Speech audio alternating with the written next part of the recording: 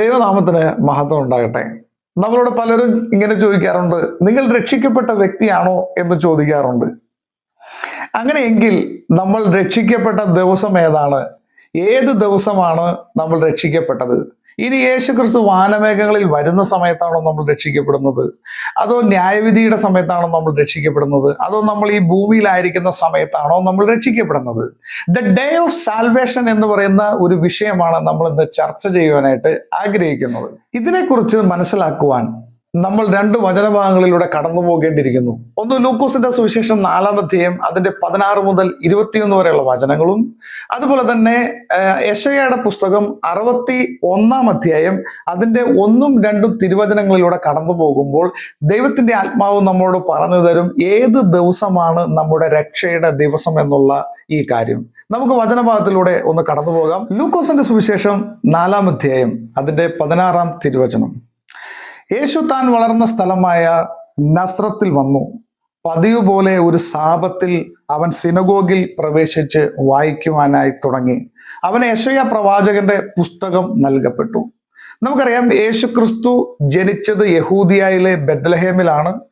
ജനിച്ച് അധിക നാൾ കഴിയുന്നതിന് മുമ്പ് തന്നെ ദൈവത്തിന്റെ ദൂതൻ പ്രത്യക്ഷപ്പെട്ട് ജോസഫിനോടും മേരിയോടും ഇതാ ഈജിപ്തിലേക്ക് പോകാനായിട്ട് പറയുന്നു. അതിനുശേഷം അവർ തിരിച്ച് വീണ്ടും ബെത്ലഹേമിലേക്ക് വരുമ്പോൾ, അല്ലെങ്കിൽ യഹൂദിയയിലേക്ക് വരുമ്പോൾ, അവിടെ നേരത്തെ യേശുവിനെ വധിക്കാൻ ശ്രമിച്ചിരുന്ന ഹെറോദിസിന്റെ മകനായ അർക്കലാവോസ് ആണ് അവിടെ ഭരിക്കുന്നതെന്ന് മനസ്സിലാക്കി ഈ കുഞ്ഞിനെ വളരാനായിട്ട് ഒരു അനുകൂലമായ സാഹചര്യമല്ല എന്ന് തിരിച്ചറിഞ്ഞ് ജോസഫും മേരിയും യേശുവും ചേർന്നുകൊണ്ട് ഇവിടെ ഗലീലിയയിലെ നസ്രത്ത് എന്ന് പറയുന്ന പട്ടണത്തിൽ വന്ന് താമസിക്കുന്നു. അവൻ നസ്രായൻ എന്ന് വിളിക്കപ്പെടണമെന്നുള്ള ആ പ്രവചന പൂർത്തീകരണം അങ്ങനെ സംഭവിക്കുന്നതായിട്ട് നമുക്ക് കാണാൻ പറ്റും. അപ്പോൾ വചനം പറയുകയാണ്, യേശു താൻ വളർന്ന പട്ടണമായ നസ്രത്തിൽ വന്നു. യേശുവിന്റെ ബാല്യ കൗമാര പ്രായങ്ങളെല്ലാം, യേശുവിന്റെ പരസ്യ ജീവിത കാലഘട്ടം വരെ യേശു താമസിക്കുന്നത് ഈ നസ്രത്തിലാണ്. അപ്പോൾ അപ്പസ്തോലൻ പറയുകയാണ്, ഇവിടെ യേശു താൻ വളർന്ന പട്ടണമായ നസ്രത്തിൽ വന്നു. അതുപോലെ തന്നെ പതിവ് പോലെ സാബത്ത് ദിവസം സിനഗോഗിൽ യേശു പ്രവേശിച്ചു. അവിടെ വായിക്കുവാനായിട്ട് എഴുന്നേറ്റ് നിന്നു. ഇവിടെ യെശയ്യായുടെ പുസ്തകം അവന് നൽകപ്പെട്ടു. ഒരു സിനഗോഗിനെ കുറിച്ച് ചിന്തിക്കുമ്പോൾ അവിടെ പ്രധാനമായിട്ടും 4 കർമ്മങ്ങളാണ് നടക്കുക. ഒന്നാമത്തെ മേഖല എന്ന് പറയുന്നത് പ്രാർത്ഥനയും ആരാധനയുമാണ്. രണ്ടാമത്തെ സെക്ഷൻ ന്യായപ്രമാണത്തിൽ നിന്നോ അല്ലെങ്കിൽ പ്രവാചക ഗ്രന്ഥങ്ങളിൽ നിന്നുള്ള വായനയാണ്. മൂന്നാമത്തെ സെക്ഷൻ എന്ന് പറയുന്നത് ഇവർ വായിച്ച ഈ ഗ്രന്ഥങ്ങളിൽ അടിസ്ഥാനപ്പെടുത്തിയുള്ള ഉപദേശമോ അല്ലെങ്കിൽ അതുമായി ബന്ധപ്പെട്ടുള്ള ചർച്ചകളോ നടക്കും. അതിനുശേഷം ആശീർവാദത്തോടു കൂടിയാണ് സിനഗോഗിയിലെ എല്ലാ കർമ്മങ്ങളും അവസാനിക്കുന്നത്. അപ്പോൾ ഇവിടെ വചനം പറയുകയാണ്, ഇതാ യേശുക്രിസ്തു വായിക്കുവാനായിട്ട് എഴുന്നേറ്റ് നിന്നു. അവന് യെശയ്യാ പ്രവാചകന്റെ പുസ്തകം നൽകപ്പെട്ടു. അപ്പോൾ ഇതിന്റെ അടിസ്ഥാനത്തിലാണ് പ്രവാചക ഗ്രന്ഥമായ യെശയ്യായുടെ പുസ്തകം നൽകപ്പെട്ടത്. യെശയ്യായുടെ പുസ്തകം തുറന്നപ്പോൾ യേശുക്രിസ്തു കാണുന്ന വചനം ഇവിടെ വായിക്കുകയാണ്. അത് ഏതാണ് വചനം എന്ന് നമുക്ക് യെശയ്യായുടെ പുസ്തകത്തിലേക്ക് കടന്നു പോകാം. അതോടൊപ്പം തന്നെ ലൂക്കോസിന്റെ സുവിശേഷവും നമുക്ക് വായിക്കാം. ഇവിടെ പറയുകയാണ്, 18-ാം അധ്യായം 4-18, കർത്താവിന്റെ ആത്മാവ് എൻ്റെ മേലുണ്ട്, ദരിദ്രരെ സുവിശേഷം അറിയിക്കാൻ അവിടുന്ന് എന്നെ അഭിഷേകം ചെയ്തിരിക്കുന്നു. ബന്ധിതർക്ക് മോചനവും അന്ധർക്ക് കാഴ്ചയും അടിച്ചമർത്തപ്പെട്ടവർക്ക് സ്വാതന്ത്ര്യവും ഇതാ കർത്താവിന് സ്വീകാര്യമായ വത്സരവും പ്രഖ്യാപിക്കാൻ അവിടുന്ന് എന്നെ അയച്ചിരിക്കുന്നു.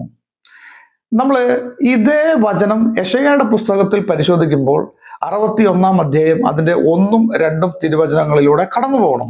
ഇത് കടന്നു പോകുമ്പോഴാണ് ഈ 2 വചനഭാഗങ്ങളും തമ്മിലുള്ള വ്യത്യാസത്തിൽ നിന്നാണ് ഏത് ദിവസമാണ് നമ്മുടെ രക്ഷയുടെ ദിവസം എന്ന് നമുക്ക് മനസ്സിലാക്കാനായിട്ട് സാധിക്കുക.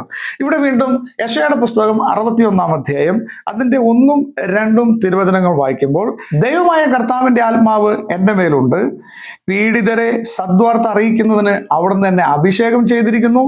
ഹൃദയം തകർന്നവരെ ആശ്വസിപ്പിക്കാനും തടവുകാർക്ക് മോചനവും ബന്ധിതർക്ക് സ്വാതന്ത്ര്യവും പ്രഖ്യാപിക്കാനും കർത്താവിന്റെ കൃപാവത്സരവും നമ്മുടെ ദൈവത്തിന്റെ പ്രതികാര ദിനവും പ്രഘോഷിക്കാനും വിലപിക്കുന്നവർക്ക് സമാശ്വാസം നൽകാനും എന്നെ അയച്ചിരിക്കും. നമ്മൾ ലൂക്കോസിന്റെ സുവിശേഷത്തിൽ നിന്ന് വായിച്ചതിൽ നിന്ന് വ്യത്യസ്തമായി ഇവിടെ നമുക്കൊരു കാര്യം കാണാനായിട്ട് സാധിക്കും.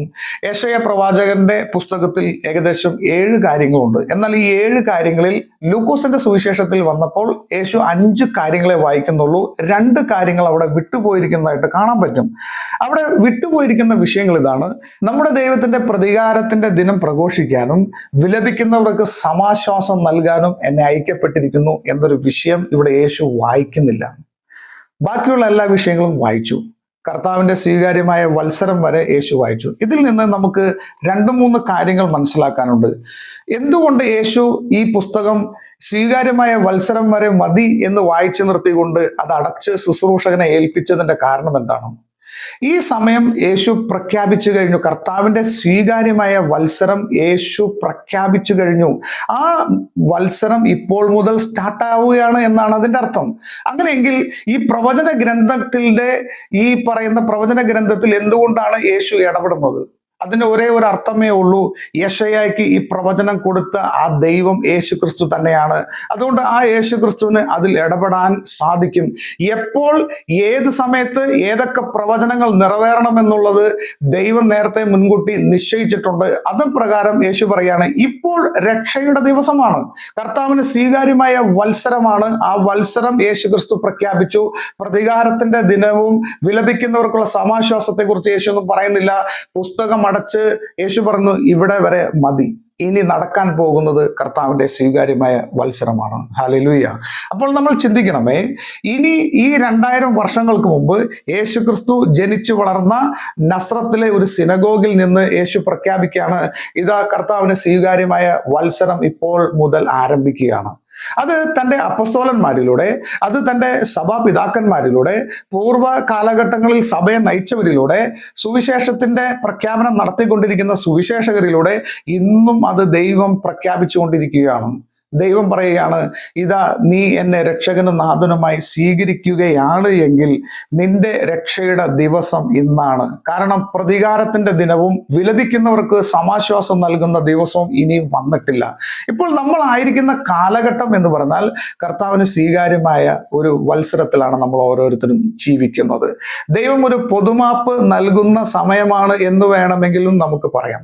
ആരൊക്കെ യേശുക്രിസ്തുവിനെ രക്ഷകനും നാഥനുമായി സ്വീകരിക്കുന്നുവോ, തൻ്റെ പാപം ഏറ്റുപറഞ്ഞ് യേശുക്രിസ്തുവിനോട് ഐക്യപ്പെടാൻ ആഗ്രഹിക്കുന്നുവോ, അവരെല്ലാം രക്ഷിക്കപ്പെടുന്ന ദിവസം ഇതാണ്. അല്ലെങ്കിൽ മറ്റൊരു വാക്കിൽ പറഞ്ഞാൽ, യേശുക്രിസ്തുവിനെ രക്ഷകനും നാഥനുമായി നമ്മൾ ഇന്ന് സ്വീകരിച്ചാൽ ഈ ദിവസമാണ്, ആ സ്വീകരിക്കുന്ന ദിവസമാണ് നമ്മുടെ ഓരോരുത്തരുടെയും രക്ഷയുടെ ദിവസം.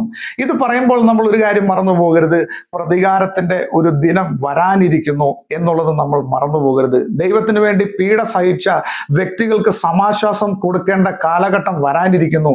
അതുകൊണ്ട് നമ്മൾ ഇന്ന് തന്നെ അനുദപിച്ച് യേശുക്രിസ്തുവിലേക്ക് കടന്നു വരിക. നമ്മൾ എപ്പോഴാണോ യേശുക്രിസ്തുവിലേക്ക് നമ്മുടെ ഹൃദയം തിരിക്കുന്നത്, എപ്പോഴാണോ യഥാർത്ഥത്തിൽ യേശുവിനെ രക്ഷകനും നാഥനുമായി സ്വീകരിക്കുന്നത്, ആ ദിവസമാണ് നമ്മുടെ രക്ഷയുടെ ദിവസം എന്ന് യേശു പറഞ്ഞ് നമ്മളോട് തരിക. അതുകൊണ്ട് യേശുക്രിസ്തു നമുക്ക് നൽകുന്ന ഈ ഓഫർ നമുക്കിന്ന് സ്വീകരിക്കാം. യേശുക്രിസ്തുവിനെ രക്ഷകനും നാഥനുമായി സ്വീകരിച്ച് നമുക്ക് കർത്താവ് നൽകുന്ന, സൗജന്യമായി നൽകുന്ന രക്ഷയെ നമുക്ക് സ്വീകരിക്കാം. കർത്താവായ യേശുക്രിസ്തു നിങ്ങളെല്ലാവരെയും അനുഗ്രഹിക്കട്ടെ. Praise the Lord.